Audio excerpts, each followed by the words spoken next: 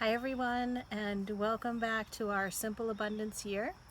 This is our journey together in the year of 2020 through Sarah Ban Beathnach's book, Simple Abundance, discussing all of her principles and trying to bring them into our lives. If you don't remember them now, I will say them: joy, harmony, beauty, order, simplicity, and gratitude. And I've been thinking about how we're talking about all these gifts and sharing our gifts with the world. I suppose that would probably be most aligned with joy, but it could be harmony also, because you're harmonizing with spirit and you're bringing gifts to the world and bringing more harmony in that sense to the world. What do you guys think? I'm enjoying the evening on the patio tonight, by the way.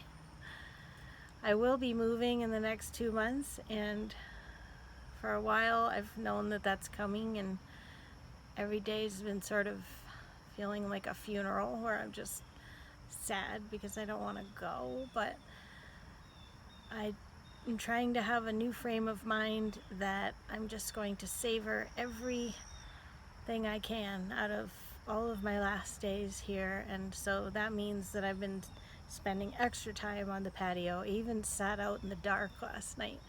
Well, I had the light on behind me, but just listening to some music, and it's been such nice weather where I live in the evenings.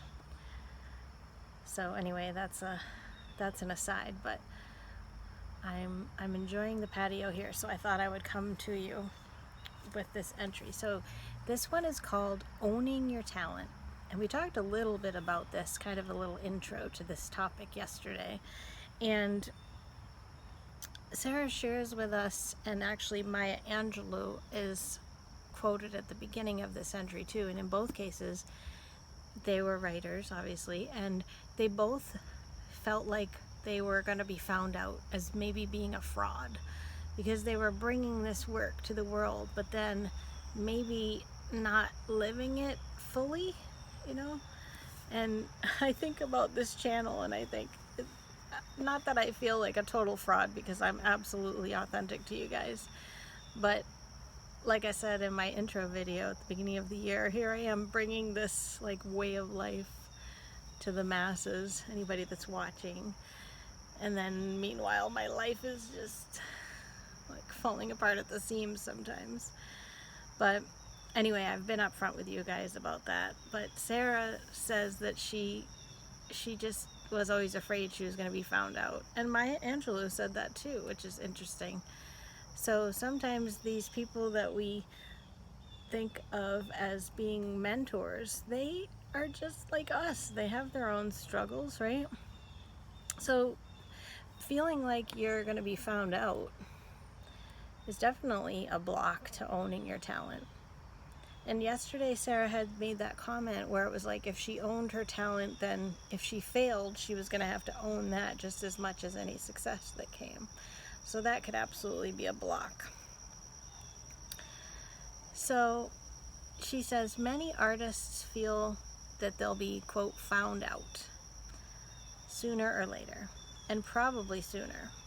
But when we create, although we know that a higher power works with us and through us, the capital W work comes into the world with our name on it. This is the artist's struggle.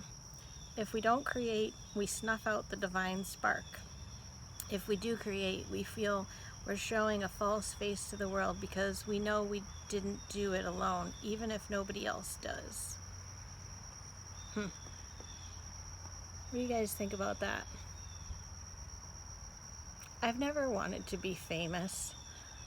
I was at Disney World growing up, and I said to my sister that I thought that being a character there would be the best thing because you could be famous all day with the kids in your costume and then leave for the day and nobody would know that was you, So I think it might be fun to be famous in that respect, but then be able to go and live your own life. But the scrutiny that you do come over, especially in nowadays with the paparazzi and everything, like, I can understand that.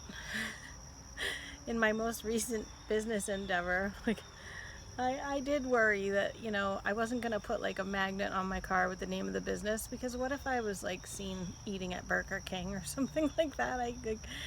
I can relate to wanting to have some anonymity and protection for how you could be perceived or judged by the world. But I like what she's saying, that you're not alone if you feel that way. I think there was a comment on yesterday's entry, it was, too, about somebody was saying that they didn't really like to be recognized for their work that they were putting out into the world.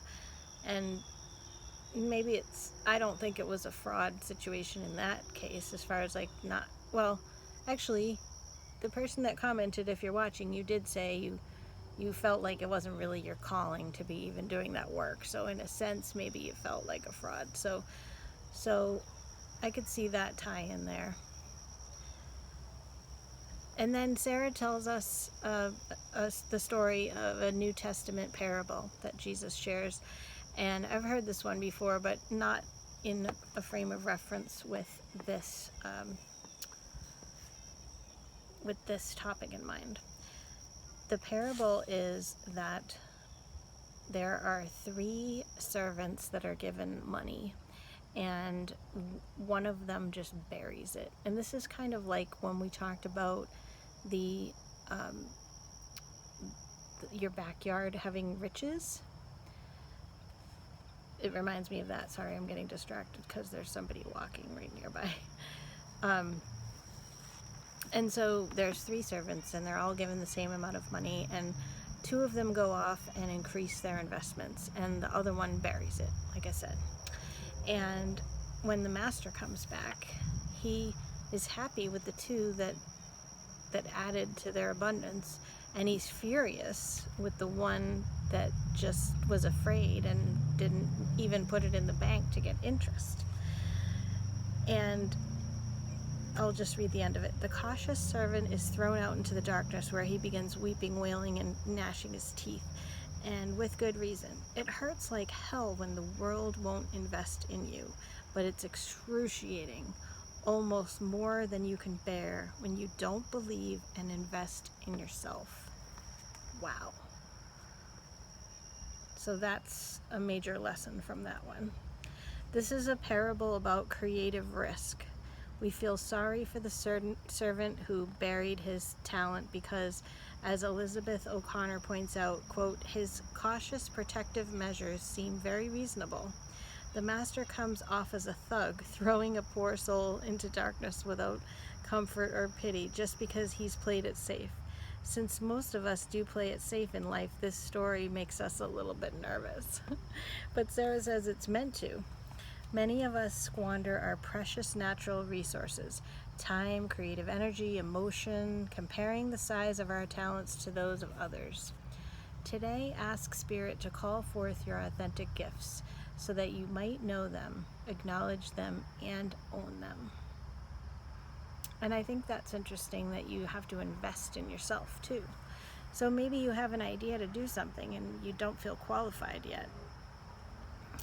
So go and invest and make an investment in yourself to enhance the skills that you already have. Sarah says, do you want to live more abundantly? Have you buried your talent? How can we live richer, deeper, and more passionately if we aren't willing to invest in ourselves?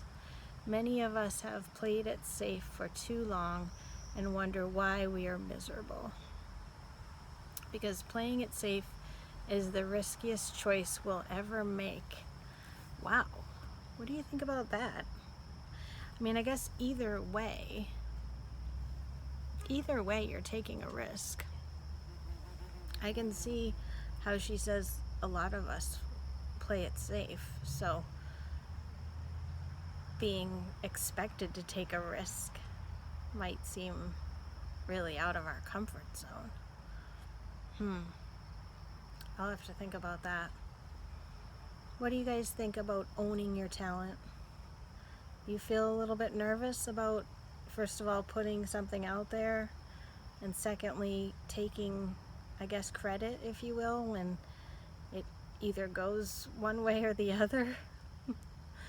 Speaking of comments, I can appreciate, there was another one recently on another video about one of you guys shared how you really wanted to have a business and maybe it didn't work out the way you wanted it, but that you met so many people and you connected with so many different, you know, groups of people, and so you could see the positive.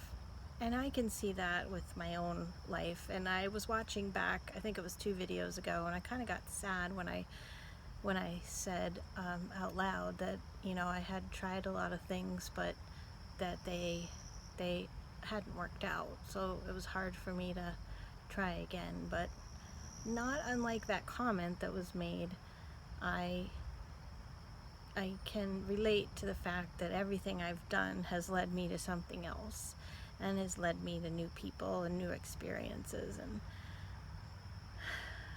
so I can own all those choices and I can own the way it went, and nothing I've done has been a complete failure.